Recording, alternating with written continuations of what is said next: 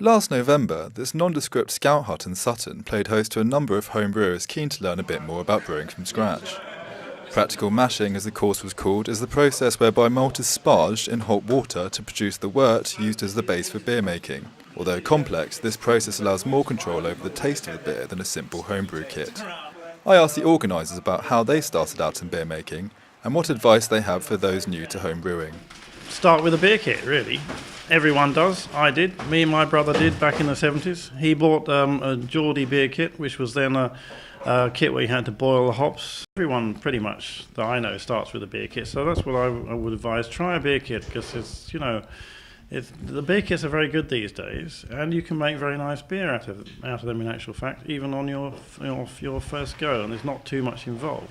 So, could I ask you about how you got into home brewing to start with? I did this exact same class in 2005 with Richard and what's your husband's name? And Carl. They kind of demystified the whole process, made it seem easy, and that was when I thought, actually I can do this, and so that's when I started home brewing. It does seem like it's, for a beginner, it's quite daunting, isn't it? Because you have all these equipments and all these terms that you have to get used to. Would you have any advice for somebody that's starting out in home brewing? Yes, I'd say don't worry too much about all the complicated processes and all the complicated science. You'll pick that up as you go along. It's not necessary.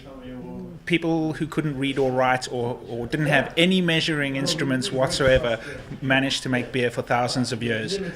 Anybody can do it. It's easy. And can you talk me through where you're at the moment? So you're working in Portsmouth in a pub, I hear, but you're doing front of house home brewing, is that correct? It's kind of like that, yes. It's a small brew system, about 400 litres, and I brew in the pub on a showpiece equipment. Sort of like a performance, I guess.